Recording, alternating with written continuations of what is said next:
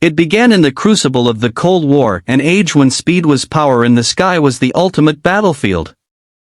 In the early 1960s, the United States unveiled a weapon that terrified Soviet generals, the Lockheed A-12 and later, the State Route 71 Blackbird.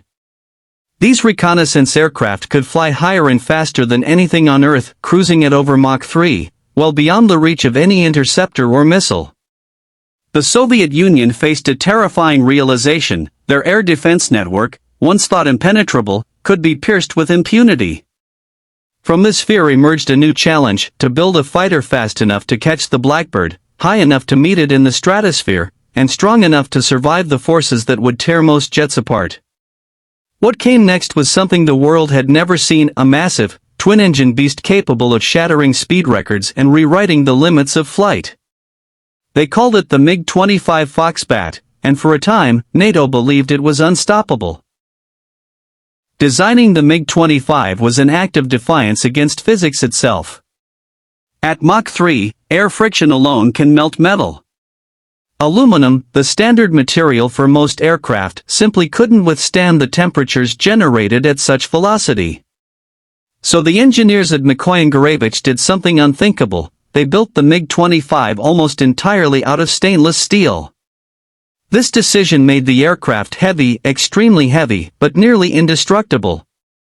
Its two monstrous Tumansky R-15B turbojet engines could produce over 44,000 pounds of thrust combined, giving it the ability to reach altitudes of 90,000 feet and speeds exceeding Mach 2.8. Officially, pilots were told never to exceed that limit, but some did, and paid the price as their engines literally burned themselves out. The MiG-25 wasn't elegant or refined, it was brute force made airborne. It didn't turn well. It didn't glide. But in a straight line, nothing could catch it. The Foxbat was the definition of Soviet philosophy: strength over subtlety, raw power over precision. When the MiG-25 first appeared on Western radar screens in the late 1960s, it caused panic. American analysts, seeing its enormous wings and gigantic twin-tail fins, assumed it was a super-maneuverable air superiority fighter, one that could outfly anything in the U.S. arsenal. The Pentagon feared that the Soviets had built a jet that could not only outrun but also outfight every NATO aircraft in existence. In response, the U.S. rushed to develop a countermeasure, what would become the F-15 Eagle, designed specifically to defeat the mysterious Foxbat. But the truth was more complicated. The MiG-25 was not a dogfighter. It was an interceptor, built for one purpose: to fly high, fast, and strike intruders before they could escape Soviet airspace. Armed with 4 massive R-40 air-to-air missiles, each the size of a small bomb, the Foxbat was like a supersonic sniper, deadly from afar, but clumsy up close. Still, its psychological impact was enormous. Western pilots and intelligence officers alike spoke of it in hushed tones, calling it a rocket with wings. In 1976, the West finally got to see the Foxbat up close in one of the most dramatic defections in aviation history. Viktor Belenko, a Soviet MiG-25 pilot stationed in Vladivostok, made a daring escape by flying his jet to Hakodate, Japan. The world was stunned. Western intelligence agencies swarmed the aircraft, eager to uncover its secrets. What they found was a revelation. The MiG-25, once thought to be a superfighter, was actually a marvel of brute engineering, its technology crude but effective. Its radar used vacuum tubes, not transistors, which puzzled Western scientists until they realized why: vacuum tubes were immune to electromagnetic pulses from nuclear detonations. The aircraft was built like a tank, its wiring simple but rugged, and its systems designed for maintenance in the harshest Siberian winters. While the Americans laughed at its outdated tech, they also respected its purpose-built efficiency. The MiG-25 wasn't about finesse, it was about surviving and striking under the worst possible conditions. In its simplicity lay its genius.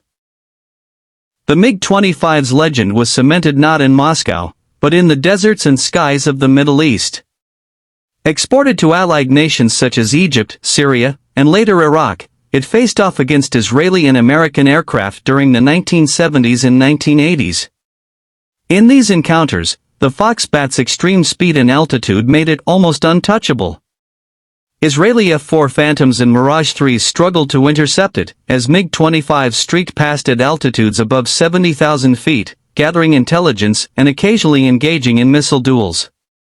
During the Iran-Iraq War, Iraqi Foxbats clashed with Iranian F-14 Tomcats in some of the fastest air battles ever recorded.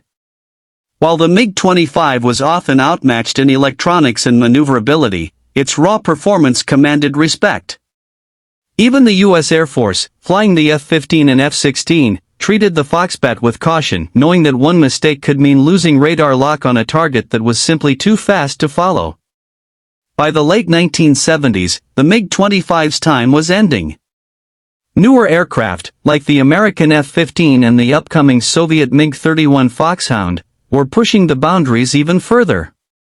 The MiG-31, based heavily on the Foxbat's design, fixed many of its flaws, adding advanced radar, digital avionics, and the ability to engage multiple targets simultaneously. But while the Foxhound carried the torch forward, the MiG-25 remained a symbol of the daring 1960s, a time when engineers built machines with slide rules and courage. Even as it was replaced, the Foxbat continued to serve with distinction across the world. India, Algeria, and Syria all used it for reconnaissance and high-speed interception. Its sheer power, simplicity, and endurance made it one of the longest-serving aircraft of its kind. For Soviet pilots, flying the MiG-25 was like riding a controlled explosion, terrifying, exhilarating, and unforgettable. Today, the MiG-25 stands as one of aviation's most misunderstood legends. To some, it was a brute, fast but blind, strong but limited. To others, it was a masterpiece of Cold War pragmatism, built to meet one need and fulfill it perfectly. It showed the world that the Soviets could not only match the West but also terrify it with sheer innovation. Every modern interceptor, from the MiG-31 to America's own high-altitude projects, carries traces of its DNA. Decades after its first flight, the Foxbat's silhouette still inspires awe at airshows and in museums. Its story is not just about metal and fire, it's about fear, ambition, and the relentless human desire to go faster, higher, and further than ever before. So, as the echoes of the Foxbat's engines fade into history, one question remains: in the race to dominate the sky, was the MiG-25 truly a monster or a misunderstood genius ahead of its time?